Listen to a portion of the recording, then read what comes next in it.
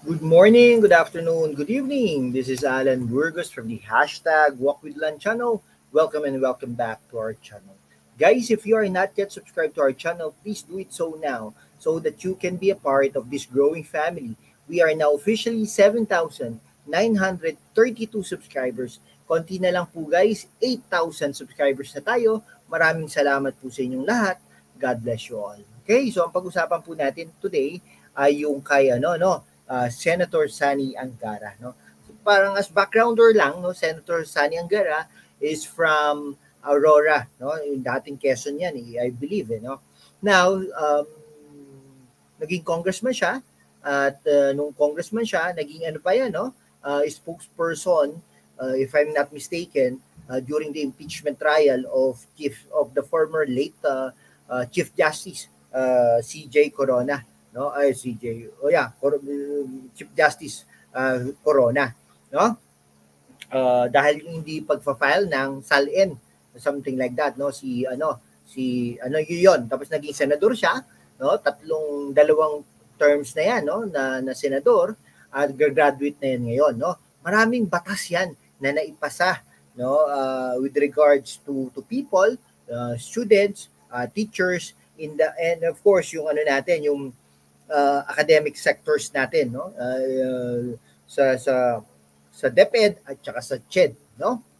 Okay, so, at saka anak ito ng dating UP president, no? At dating Senate President, Senator, the late, no? Edgardo Angara. Naging ano din niya, no? Department of Agriculture Secretary at naging Executive Secretary din niya. Okay? Now, marami pong nagpro-propose na siya na ang susunod na Department of Education Secretary dahil alam naman natin noong June 19 ay nag-resign na si Vice President Sara Duterte bilang DepEd Secretary. Kaya dapat may humalili pero nagbigay naman ng 30-day notice na 30-day preparation para doon sa susunod na secretary. Okay? Yung ganon, 30 days.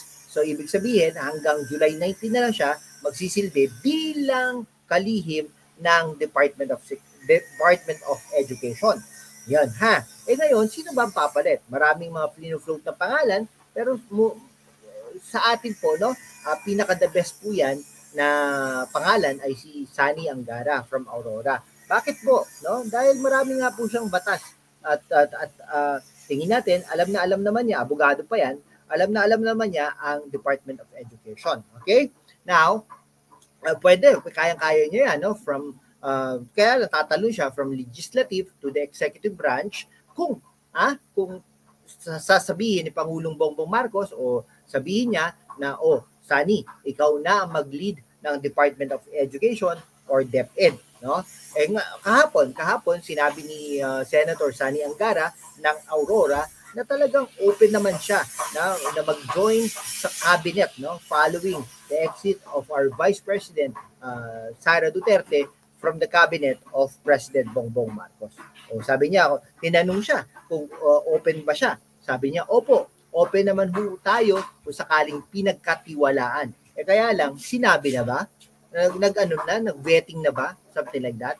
Ito ay sinabi niya sa mga reporters doon sa event na nangyari dyan sa Baler, Aurora. No?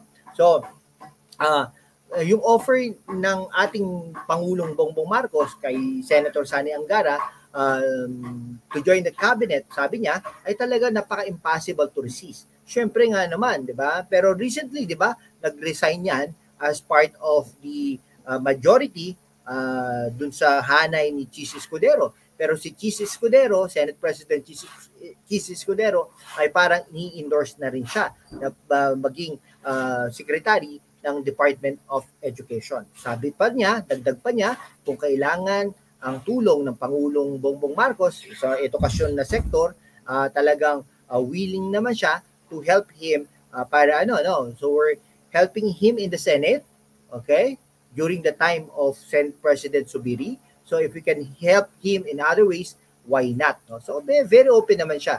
So sabi ni Angara, Sani Angara will bow out in the Senate, no, in 2025 after serving 2 consecutive 6 years term, no. Siyempre, so bago matapos 'yon, magkaroon na siya ng trabaho. Magkaroon ng trabaho para naman hindi na niya intindihin kung saan siya tatakbo. Sa Aurora ba? No? Siyempre, pag sa Aurora yan, sure win na yan. So, over the weekend, sabi ni Marcos, nahihirapan siya. No? So, bibigyan daw niya ang sarili niya ng much more time para mag-appoint ng kapalit or kahalili ni Vice President Sara Duterte diyan sa DepEd, no, bilang DepEd Secretary, because yung demand nga ng DepEd Chief or DepEd Secretary ay napaka demanding, no? Napaka-demanding in terms of bureaucracy, napakalaki niyan. In terms of budget, in terms of programs, napakalaki niyan. And syempre in terms of future centric, no? Yan. So bukas si Sani Angara kung siya ay itatalaga ng Pangulong Bongbong Marcos bilang bagong Department of Education Secretary kapalit ni Vice President Sara Duterte. Okay? Ayun po. Kayo po ba?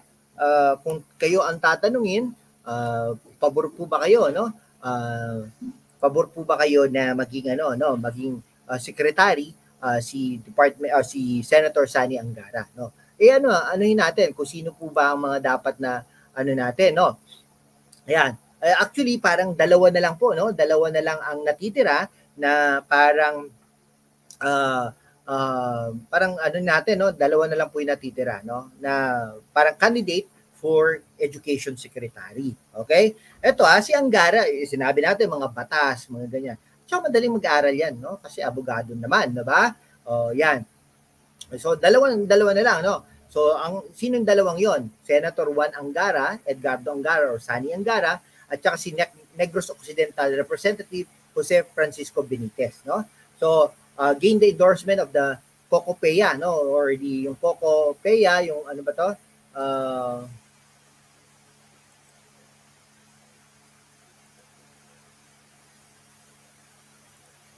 Ayun. Yung COCOPEA, guys, no? Yung Coordinating Council of Private Educational Associations of the Philippines, in-endorse na siya, no? Yung dalawa po ang in-endorse, no?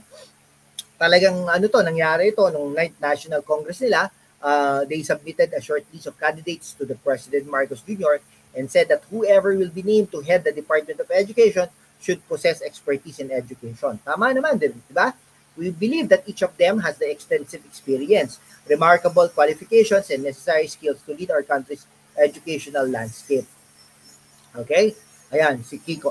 Ayan, Kiko moves as the next, Kiko moves to appoint Negros Occidental Representative Francisco Kiko Benitez, 3rd District, as the next Education Secretary, slowly gaining ground with the governor and fellow lawmaker endorsing him, no? O kung sa Senado, ang ini-endorse nila ay si Sani Angara, sa House of Representatives naman, na pinsang buo, no? Pinsang buo ni Pangulong Bongbong Marcos, si Speaker Romualdez, ay baka ito, no, ang ma-appoint, no? Ito pa, also included on the list are Joyce Andaya, no, former DepEd Director for Curriculum and Development. Ay, kung ito ang ma-appoint si Joyce Andaya, maganda rin kasi galing nga siya doon, no? Si Gina Gonong, Undersecretary for Curriculum and Teaching, o pwede din. And Wilmer Joseph Tria, President of the Catholic Education Association of Caceres. Okay, Albert Delbo, COCOPEA President. Bernard Villamor, President of Philippine Association of Colleges. Okay, Paku yata ito, no? Onofre Inocencio, President of Unibet. John COCOPEA Executive Director. Christine Manawag, COCOPEA Legal Counselor. And Antonio Del Carmen, President of Philippine Association of Private Schools, Colleges, and Universities, led the Congress. No? So Villamor said Benitez can understand the education issues while Angara held the sector in the Senate. Okay. Last week, Vice President Sara Duterte announced her resignation as DepEd Secretary, but Marcos has yet to appoint a new chief. Bagay.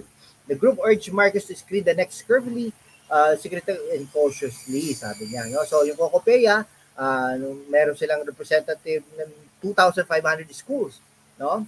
Kung sino kaya ma-appoint nila. Okay?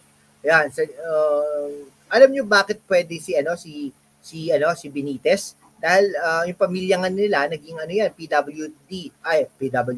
PWU, no? May-ari po 'yan, and anak po ito or apo ni dating Senador Benitez, at ito po ay naging presidente, no? Ng Philippine Women's University. Okay? Yan. Ayun, so expected po na na ang House of Representatives ang i-endorso nila si Benitez, while the Senate i-endorso yan ng Senado, no? Ayan. Sabi ni Senator Miguel Zubiri, Sherwin Gatchalian, Rico Angara, kapatid niya siguro to, no? Ayan. Okay? Yan, no? So ang nag-endorse sa kanya si Senate President Francis Escudero, J.V. Ejercito, Joel Villanueva, Zubiri, and Gatchalian for their vote of confidence in him as the next DepEd Secretary. So expected po yan, no? Ayan, no?